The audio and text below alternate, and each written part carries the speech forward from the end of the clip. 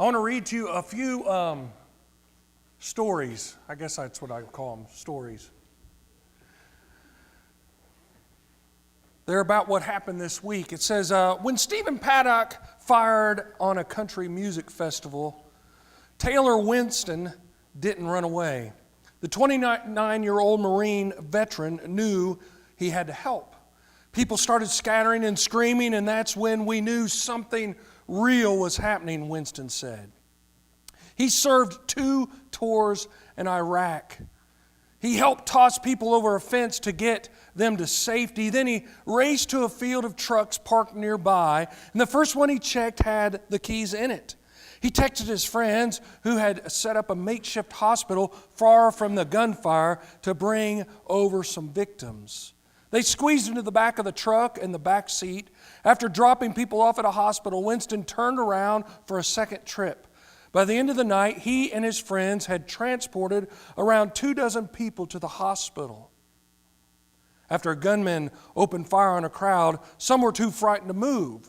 A quick-thinking father, Jonathan Smith, began shouting, active shooter, let's go.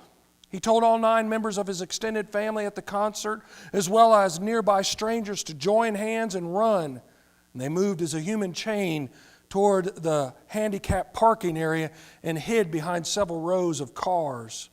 The 30-year-old copy machine repairman spotted a few young girls who weren't fully covered. He stood up to warn them to get down, and it was then that a bullet struck him in the neck. When Dawn Marie Gray and her husband Kevin won tickets to the Route 91 Harvest Festival through a Heartland radio station, they could never have known it would have been one of the most harrowing events of their lives. The couple took shelter in a VIP area during the shooting. When we came out, it was horrific, Dawn Marie told USA Today. A field of bodies. Dawn Marie, who worked as a paramedic for about 7 years, knew that local paramedics would not be admitted entry until the area was deemed safe. She and her husband turned to the wounded, providing CPR, making tourniquets, and checking for pulses on lifeless bodies. The couple worked together to load victims into cars en route to the hospital. Like many concert goers at the Route 91 Harvest Festival, Ledbetter heard the sound of popping and figured it was fireworks. When he saw people dropping to the ground, his instinct kicked in. The echo, it sounded like it was coming from everywhere, and you didn't know which way to run, Ledbetter, a 42-year-old U.S. Army veteran, told ABC News. Once he led his brother, who had been shot and injured, and his wife to safety in a VIP area of the concert, Ledbetter turned his attention to the wounded. He told ABC News he compressed someone's shoulder injury, wrapped a leg to make a makeshift tourniquet on a teenage girl, and to some random guy said, "I need your shirt." Ledbetter recalled, who is now a mortgage broker and a resident of Las Vegas, and he just gave me the flannel off his back. Addison Short and a friend tried to run for cover when they heard the sounds of gunfire, but Short's knee buckled and she realized she had been shot. Blood poured from her leg. "I just got shot and I can't run." A good Samaritan, who she did not know, wrapped her leg in a tourniquet and threw her over his shoulder, and the man carried Short to a taxi driving nearby, and she was treated at the hospital. Tom McIntosh said he wouldn't have made it out of the festival alive if it weren't for a stranger who stopped to care for him. McIntosh lay bleeding from the leg in the bed of a pickup truck, and James Lawson, who served in the U.S. Army Reserve, was fleeing the active shooter scene when he passed by the truck and noticed that the tourniquet around McIntosh's leg was tied incorrectly. "So I adjusted it," he said, "got it to where it should be and tightened it down." Lawson stayed with McIntosh, consoling him until a different truck ferried them both to the hospital. And he said there were dozens and dozens of other concert goers doing the same thing. They couldn't leave anyone behind. They were running back toward the fire to help more people. There's got to be hundreds of stories like this one. These are just a few of the many stories of heroism I came across this week. People who were willing to risk their lives, risk being injured to help others, to help strangers in the midst of a madman's rampage. These people ran back to help others. With all the events of this week, I almost abandoned our sermon series and preached a sermon that would have just dealt with this issue. But then I realized just how appropriate, at least in my opinion, this series is. Because the truth is, you and I are on a mission to seek and to save lost people whose lives hang in the balance, where no one knows what today may hold. We're supposed to live surprising lives in a world that is dark and hopeless without the love of Jesus. In fact, the more I thought about these stories and other stories I heard, the more I realized that they actually display the very habit that we're going to look at this morning. Now, most of us will never have to run into a hail of bullets to accomplish our habit. But we will need to run into the darkness of this world to accomplish our habit. So the first habit this morning is that we are supposed to bless other people. The first habit is to bless. Now, these heroes blessed those around them, and we don't even know if they were Christians, but we do know that they were a blessing. And to be quite honest, the world takes note when someone actually lives in such a way as to bless people around them. That is surprising behavior in our world, to simply bless because you genuinely care about other people. So our text this morning is going to be out of Matthew chapter 25, if you have your Bible. I'm going to read to you half of the story that Jesus gave us, but this is what it says. Matthew 25, starting in verse 31, you'll be familiar with it, I'm sure. It says, when the Son of Man comes in His glory and all the angels with Him, then He will sit on His glorious throne. Before Him will be gathered all the nations, and He will separate people one from another as a shepherd separates the sheep from the goats. And He will place the sheep on His right, but the goats on the left. Then the King will say to those on His right, come, you who are blessed by my Father, inherit the kingdom prepared for you from the foundation of the world. For I was hungry, and you gave me food. I was thirsty, and you gave me drink. I was a stranger, and you welcomed me in. I was naked, and you clothed me. I was sick, and you visited me. I was in prison, and you came to me. Then the righteous will answer Him, saying, Lord, when did we see you hungry and feed you, or thirsty and give you a drink? When did we see you a stranger and welcome you, or naked and clothe you? When did we see you sick or in prison and visit you? And the King will answer them, truly, I say to you, as you did it to one of the least of these brothers, you did it to me. As you did it to one of the least of these brothers, you did it to me. I want you to understand that Jesus' expectation for His people, for the church, is that we will bless others. The assumption is that once we've experienced His love, and I mean really have experienced it, we can't help but to share it with other people. Now sometimes that seems tricky because we aren't always sure how we're supposed to bless others or what it really means to bless others. In the book that this series came from, Michael Frost wrote this as his definition of blessing, and I liked it. He says, to bless is to add strength to another's arm.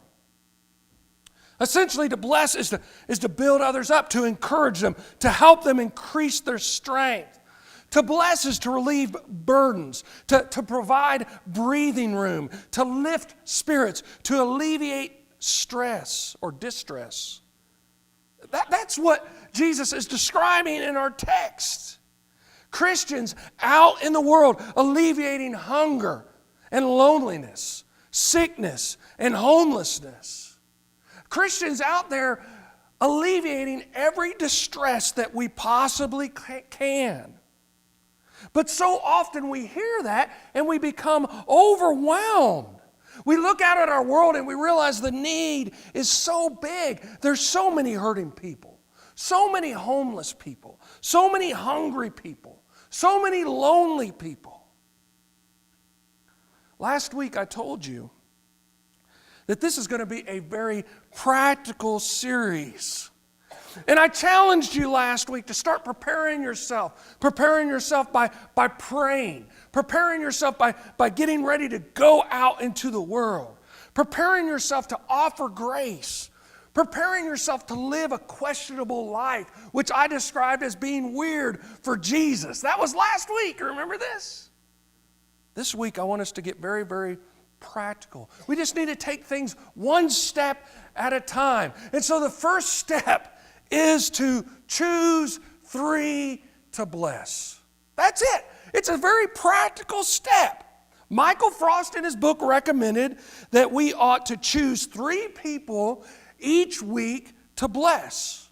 Now, I liked what he said. I love what he said, and I think he's exactly right. We need to choose 3 people. He said, choose 1 person in the church to bless them. Choose 1 person outside the church and bless them. And then that 3rd person, it can be either or, inside or outside the church, and bless them. We just need to choose 3 people. We just need to get very intentional and choose 3 people to bless. Now, before we go any farther, I want you to actually pick 3 people right now. I'm not talking about in the future. I'm talking about at this moment, start thinking of 3 people. If you have to write their name on the bulletin, write them down. If you can remember them, remember them. But pick 3 people. Someone in the church, someone outside the church, and someone that might fit in either category. And here's my challenge to you. Every week for the next 5 weeks of this series, pick 3 people each week and bless them. Pick 3 people and bless them. Bless them.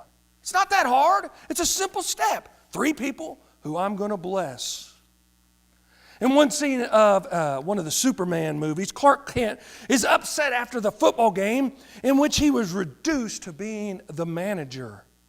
He possesses supernatural powers, yet he must hide them from his peers who don't accept him because he's not a star. He's just the team manager. And so Kent's father slips an arm around the soon-to-be Superman and says, "Son, you are here for a special reason. I don't know what the reason is, but I know one thing. It's not to score touchdowns." Now, what Clark Kent's father may not have known about the purpose of his son, our Father absolutely knows about the purpose of his children. We absolutely have a purpose for the supernatural power that resides within us because of the Spirit of God, and that is to bless people. Matthew chapter 9, verse 36, it's talking about Jesus. It says, when he saw the crowds, he had compassion for them because they were harassed and helpless like sheep without a shepherd. That is the one that we are supposed to follow, Jesus. We need to be like Jesus. We need to be aware of those around us. We need to have compassion on the hurting. The truth be told, that is the very purpose of us as God's people, to be a blessing. That's what God's people should be all about. Back when God got his first group of people together, or when he's calling them to Abraham in Genesis 12, this is what he says. Genesis 12, verses 1 through 3. Now the Lord said to Abram, that was before his name was Abraham, "Go from your country and your kindred and your father's house to the land that I will show you. And I will make you a great nation, and I will bless you and make your name great." Now listen to what he says, "so that you will be a blessing. I will bless those who bless you, and him who honors you, I will curse, and in you all the families of earth shall be blessed. You and I are a child of God. We have been blessed. And we are supposed to bless other people. That's what we are. That's who we are. Romans chapter 12, I love this chapter, says, contribute to the needs of the saints and seek to show hospitality. Bless those who persecute you. Bless and do not curse them. It goes on. Beloved, never avenge yourself, but leave it to the wrath of God, for it is written, vengeance is mine, I will repay, says the Lord. To the contrary, if your enemy is hungry, feed him. If he is thirsty, give him something to drink, for by so doing you will heap burning coals on his head. Do not be overcome by evil, but overcome evil with good. Listen, I know so often you come and you hear a sermon, and sometimes we take it and we make it knowledge, more knowledge that we have about Christ. And we need to grow in our knowledge about Christ. Don't hear me wrong, but to be quite honest, this whole sermon series is about practice. Putting these things, you're not going to hear something you've never heard before, but I hope you're going to practice it. And so pick 3 people today and watch how serving others will transform the church and transform the community. When you just bless other people. So the first thing is choose 3 people and bless them. Bless 3 people. If you haven't figured out who those 3 are, figure them out right now. Figure 3 people. The second thing is that we are to bless as we've been blessed. Bless as you've been blessed. I think this is extremely important because so often we think we can't really bless people. I'm not good at encouraging conversations, we might think. Or I don't have any extra money I can give, we might think. Or I struggle with my physical ailments and I really can't help. In our book, they define blessing in 3 different ways. Words of affirmation, essentially maybe a card or a text or an email where you encourage someone, maybe a phone call, a pat on the back, words of affirmation. The second one was acts of kindness, babysitting or cleaning or mowing someone's yard or raking someone's leaves or whatever. You get involved and you do something that is kind. And the last one is gifts. Maybe that's money. Maybe that's a tool you have at your house that you've not used for 15 years, but someone in the church would use it and it would be a blessing to them, and so you give them that tool. The truth is, the key is to bless people with what you've been blessed with. In 2 Corinthians chapter 9, verse 8, we are told this, and God is able to make all grace abound to you, so that having all sufficiency in all things at all times, you may abound in every good work. You're not expected to give what you don't have or what you can't give. You're expected to give what you already have, what God has blessed you with. That's the expectation. From Saul Bellow's collection of traditional Jewish tales comes this story. It says, in a small Jewish town in Russia, there is a rabbi who disappears each Friday morning for several hours. His devoted disciples boast that during these hours, their rabbi goes up to heaven and talks to God. A stranger moves into the town, and he's skeptical about all this, so he decides to check things out. He hides and he watches. The rabbi gets up in the morning, says his prayers, and then he dresses in peasant's clothes. He grabs an axe, goes off into the woods, and cuts some firewood, which he then hauls to a shack on the outskirt of the village. There an old woman and her son live. Her sick son live. He leaves them the wood, which is enough for a week, and then he sneaks back home. Now, having observed the rabbi's actions, the newcomer stays on in the village and becomes his disciple. And whenever he hears one of the villagers say, on Friday morning our rabbi ascends all the way to heaven, this newcomer quietly adds, if not higher. If not higher. That is the call. That is our call to do what we can to bless. It doesn't mean that you necessarily have to give thousands of dollars, although maybe you can, and you can bless someone with that, I don't know. But it's to just give what you have. Your time, your energy, your love, who you are, what you've been blessed with. In John 13, verse 35, Jesus says, "By this all people will know that you are my disciples if you have love for one another." If you love people enough to put others above yourself. In fact, Philippians chapter 2, verses 3 and 4 says this, "Do nothing from rivalry or conceit, but in humility count others more significant than yourself. Let each of you look not only to your own interests, but also to the interests of others."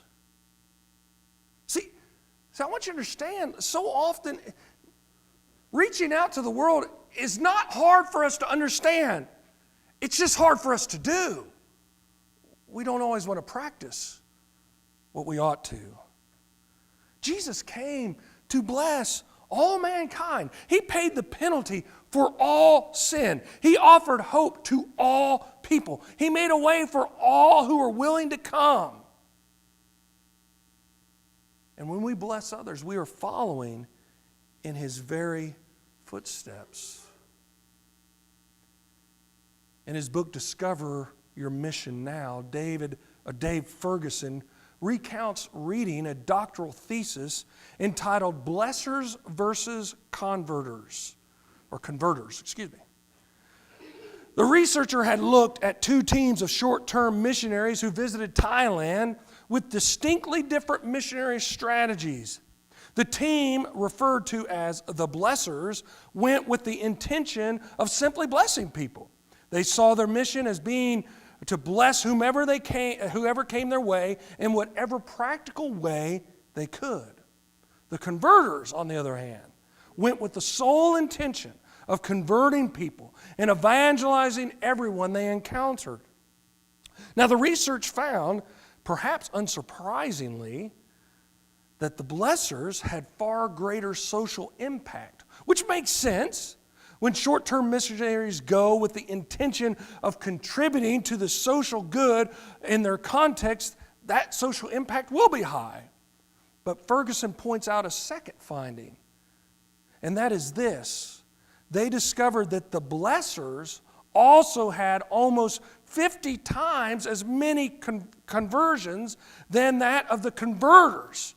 The Blessers were 50 times more successful at helping people find their way back to God, simply because they blessed. When we bless people, we not only make a difference in their here and now, we make a difference in their eternity. One of my favorite verses, 1 Corinthians chapter 9, verse 22, the NIV puts it like this: "To the weak," Paul says, "I became weak to win the weak. I have become all things to all people, so that by all possible means I might save some." That is our call, to meet people where they are and to add strength to their lives, to bless them like Jesus has blessed us. Have you ever had to give a gift to someone? Birthday, Christmas, whatever. Do you know that 39.2% of shoppers will purchase a department store gift card for a friend or family member? Another 33.4% of shoppers opt for a restaurant gift card. But according to estimates that were reported to the Journal of State Taxation, the typical American home has an average of $300 in unused or unredeemed gift cards. Now, these gift cards are often misplaced or accidentally thrown out or only partially redeemed. But between 2005 and 2011, $41 billion in gift cards went unused. In the same way, the gifts of God often remain unused. sitting on a shelf or getting stuck in a drawer. And that's my challenge to you this morning. Don't let the gifts that God has blessed you with go unused. Get out there and bless somebody. Use the gifts that you've been given to transform eternities. So I'm going to say it one last time. Pick 3 people. If you haven't figured out 3 people yet, there's something wrong with you. Come on, you can think of 3 people. 3 people. Pick them and bless them. Bless them. And do that for 5 weeks in a row. And see if you don't get in the habit of transforming lives for Jesus.